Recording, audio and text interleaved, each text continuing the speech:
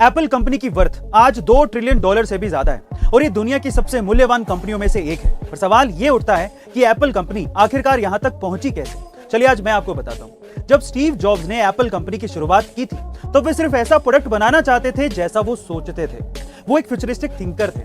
वो कस्टमर के बारे में नहीं सोचते थे कि कस्टमर उनका प्रोडक्ट खरीदेगा या नहीं खरीदेगा।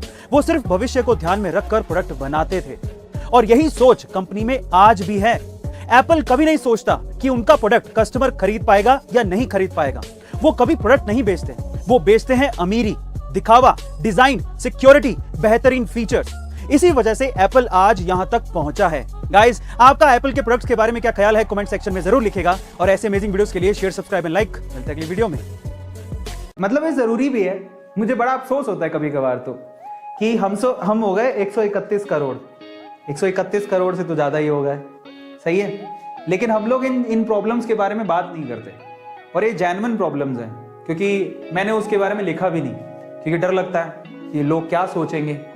लेकिन यार क्या सोचेंगे कि मतलब क्या है आज। और एक्चुअल में सारी थॉट प्रोसेस बेसिकली इसी ड्यूरेशन में आती है। आप जब 12, 13, 14 साल में ऐसे हार्मोन्स डेवलप होते हैं आपकी बॉडी के अंदर। 14 to 18 में इतने हार्मोन्स डेवलप होते हैं कि इसके अलावा डिस्ट्रैक्शन बहुत सारे, ठीक है। इसी एज में बहुत सारे लोग गलत चीजों में पड़ जाते हैं। तो जिसमें से ये एक है।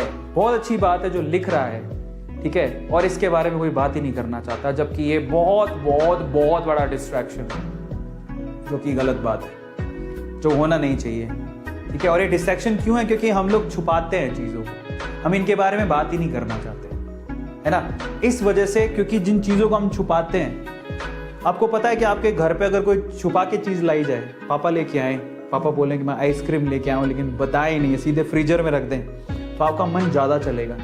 आप कोशिश करोगे मैं फटाफट से वो आइसक्रीम खा लूं, इंतजार करने का मन नहीं करता। जो चीज छुपाई जाती है उसमें ज्यादा मन चलता है। तो इन चीजों को ना आज हमारा इंडियन कल्चर छुपाता रहा है हमेशा से, और इसी वजह से बच्चों का फ्यूचर खराब हो रहा है, और कुछ नहीं। तो खैर, बहुत अच्छी बात है कि आज बच्चे ओपनली इसके बारे में, मतलब ये एक प्रॉब्लम है, बहुत बड़ी प्रॉब्लम है। एक हार्मोन्स डेवलप हो रहे हैं धीरे धीरे, और आप उनसे मतलब लड़ोगे भी कैसे, ठीक है। नॉर्मल चीजें हैं, उनसे लड़ोगे भी कैसे, समझ ही नहीं आता। और ये डिस्ट्रैक्शन मैंने एक्चुअली लिखा नहीं, बल्कि ये डिस्ट्रैक्शन लिखना चाहिए था। Girlfriend, boyfriend, this sort of videos जो लिखी थी, है ना।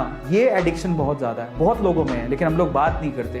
डर रहता है हमें कि कोई कौन क्या सोचेगा, जबकि ऐसा होना नहीं चाहिए, क्योंकि ये भी अपने आप में एक प्रॉब्लम है। पता है, कभी किसी को बोलो ना कि मुझे मेंटल डिसऑर्डर है, तो मेंटल डिसऑर्डर को इंडिया में माना ही नहीं जाता। कोई कहता है ना मुझे दिमागी बीमारी है, दिमागी बीमारी क्या होती है, मानते ही नहीं है। जबकि अब बाहर जाओगे ना, मेंटल डिसऑर्डर को भी एक तरह की बीमारी माना जाता है, उसका भी इलाज किया जाता है। इंडिया में नहीं है।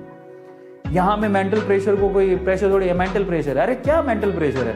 अरे मेंटल प्रेशर भी बीमारी होती है मेरे भाई, और ये सब भी बीमारियां होती हैं। समझ में आता है? चलो, बहुत अच्छी बात है। जिस बच्चे ने लिखा उसकी हिम्मत को दाद देनी पड़ेगी, सल्यूट है उस बच्चे को।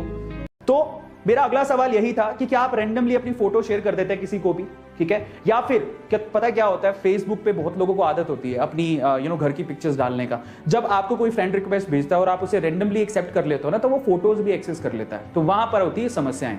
अगला सवाल देखिए, नेक्स्ट क्वेश्चन ये है कि क्या आप लोग इंटीमेट फोटोज या वीडियोज भी शेयर करते हैं? तो जैसे जैसे मैंने सवाल पूछे आपसे, तो मुझे लगता है कि धीरे धीरे करके लोग कम होते चले जाएंगे, लेकिन एक बंच ऑफ पीपल ऐसे होंगे जो कि ये काम करते होंगे, और यहीं से समस्या पैदा होती है।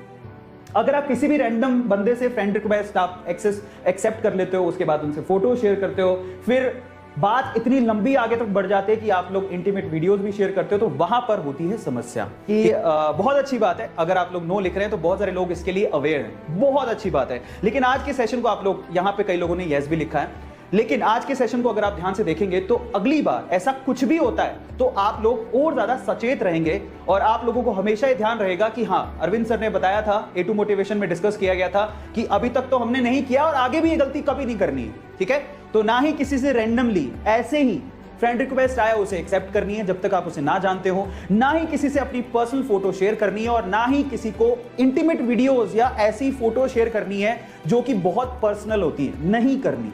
अब इसके बारे में पेरेंट्स तो बात नहीं करने वाले। अगर आप पेरेंट्स को जाके पूछोगे मतलब क्या ही बताऊं, बहुत अच्छी बात है अगर आपके पेरेंट्स ऐसे हैं जो कि खुले दिमाग के हैं तो वो आपसे डिस्कशन करते हैं, तो ऐसा करना चाहिए। लेकिन थोड़ा है नहीं, कंजर्वेटिव माहौल है, बट फिर भी जिनके पेरेंट्स ऐसे हैं जो कि इस बात को समझते हैं कि बच्चे फंस नहीं जाए उससे पहले उनसे बात कर ली जाए, तो वो बहुत अच्छी बात है।